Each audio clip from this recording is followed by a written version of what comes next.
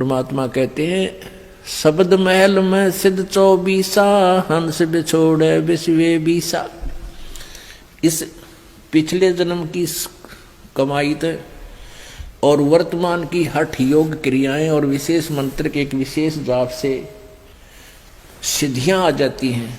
परमात्मा कबीर जी कहते हैं ये तो एक सिद्धि हमारी भक्ति से, हमारा जो मंत्र है इस मंत्र से भगत के अंदर 24 सिद्धियां आ जाएंगी, लेकिन इन सिद्धियों को यूज नहीं करना, नहीं तो कर्म बिगड़ जाएंगे, भक्ति बिगड़ जाएगी। क्या बताते हैं? शब्द महल में सिद्ध 24 हंस बिछोड़े विश्वे 20। एक सिद्धि सुरदेव मिलावे, एक सिद्धि तन मन वृत्ति बतावे, एक सिद्धि हो पान पवन स्वरूपी, एक सिद्धि हो वे अनुरूपी। एक सिद्धि निस्वासर जागे, एक सिद्धि सेवक हो आगे। एक सिद्धि सुरगापुर जावे, एक सिद्धि जो सब गट छावे, एक सिद्धि सब सागर पीवे, एक सिद्धि जो बहुजुग जीवे। एक सिद्धि जो उड़े आकाशा, एक सिद्धि परलोक के वासा।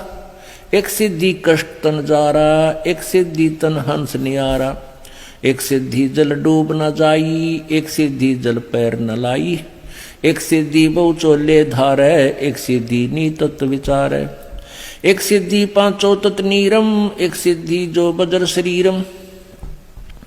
एक सिद्धि पीवे नहीं खाई, एक सिद्धि जो गुप्त छिपाई।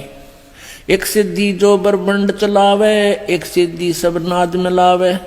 एता खेल खिलियारी खेले, सो हम हंसा प्रगट वेले। 24 को ना दिल चावे, सो हंसा शब्द अतीत कहावे। प्रासिद्धि पूर्ण पटरानी, सतलोक की कहूँ निशानी। सतलोक सुख सागर पाया, सतगुरु भेद कबीर लखाया। परमहंस देखो परवाना, जन कहता दास गरीब दीवाना। अब परमात्मा की महिमा सुनाते हुए गरीबदास जी ने कहा कि परमेश्वर कबीर जी के इस मंत्र में, जाप में, साधना में ये 24 सिद्धियां आ जाएंगी। और इन 24 को ना मन चावे, सो हंसा शब्द अतीत कहावे। उसके ऊपर भक्ति की कमाई उसकी सुरक्षित रहेगी, जो इन 24 सिद्धियों को भी नहीं चाहेगा। कौन कौन सी सिद्धि अभी आपको गिनवाई हैं? शब्द महल में सिद्धि 24, अंश बिछोड़े विश्वे 20। अभी तक आप जी ने 8 सिद्धि सुनी है।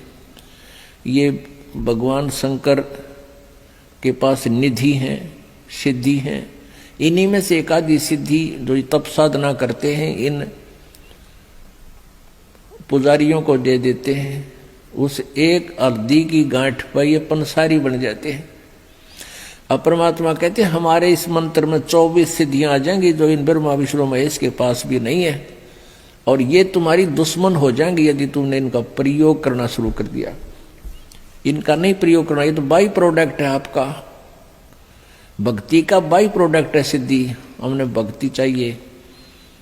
और जैसे ये समझ लो गेहूं बनाते हैं ना, उसमें बुरड़ी हो जाती है, वो यूजलेस होती है। उनमें एक आधा दाना भी होता है, थोड़े बहुत गेहूं भी होते हैं, पर वो यूजलेस। ये सिद्धि साधना तो बुरड़ी समझ लो।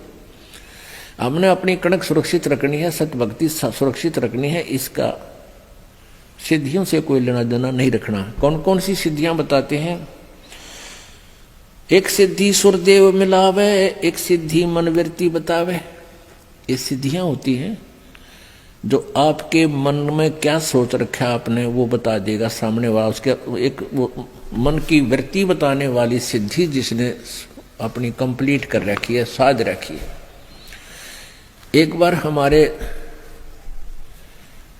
ताऊ के लड़के की भैंस चोरी होगी, तो किसी ने बताया कि वहाँ इधर गुड़गांव साइड में एक मुसलमान है और वो जाति बता दी है चोर का नाम।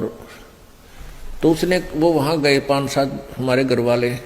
उसने कहा कि तुमने जिस पे शक है उसका नाम लिख लो और उसके साथ साथ और 10 नाम और पर्चियां बना लो, एक तो उसकी हो जिसके ऊपर तुमने शक है, और बाकियों की 10 के 9 के नाम और लिख दो, 10 पर्ची यहां डाल दो, मैं अपने आप उठा के दे दूंगा, वो चोर होगा।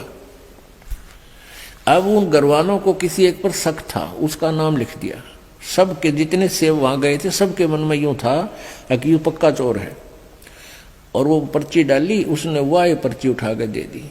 वह मन की वृत्ति जाने था कि किसके बारे में सोच रहे हैं ये चोर। सब खुश हो गए, वाह भाई वाह, बड़ी बात है, तो कति सच्ची बात होगी भाई, देखा ना हम भी सोच रहे थे, इसने वह बता दी। वो आके पुलिस ने कहा था भाई मेरा नाम बता दो, किस पे शक है, उन्होंने बता दिया यू चोर है।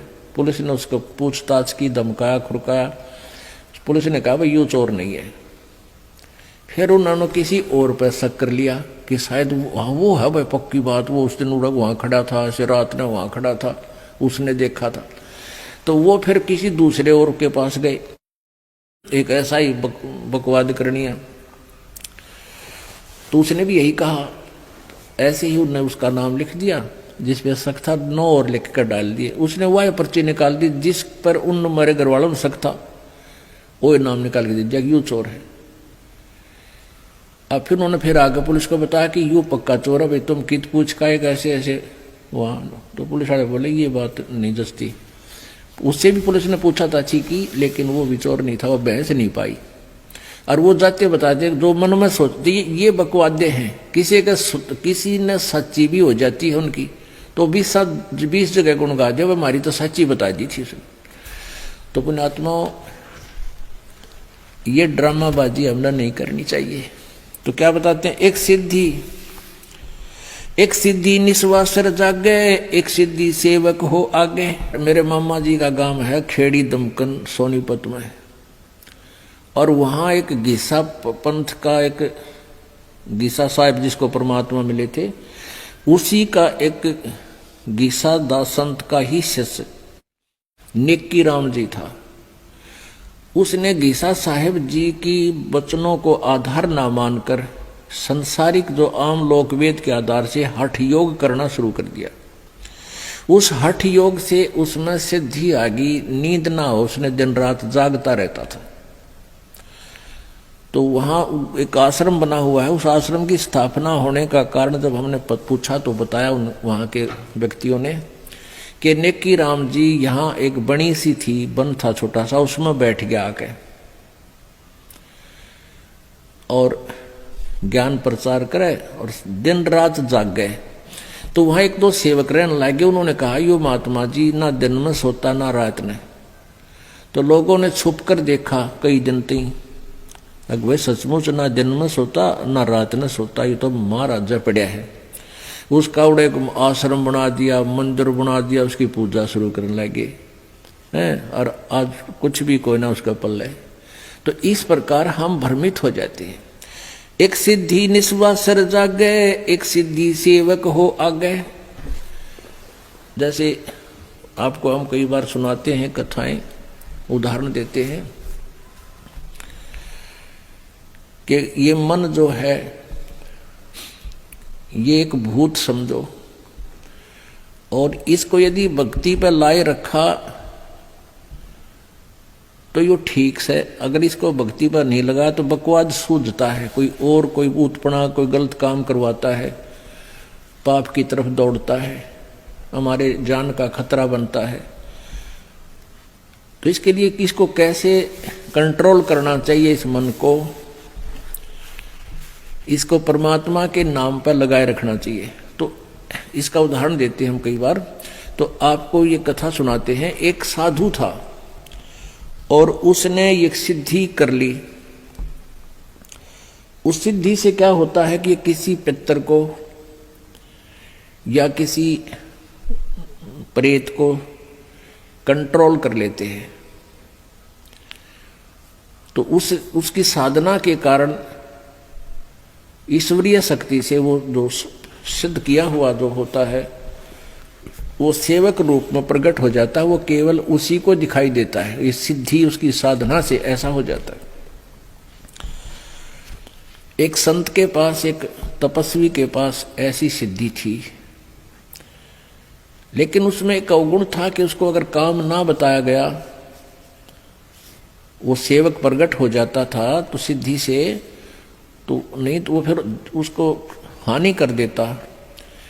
एक से संत ने वो सिद्धि आती थी, उसने अपने चेले से भी वह सिद्धि करवा दी।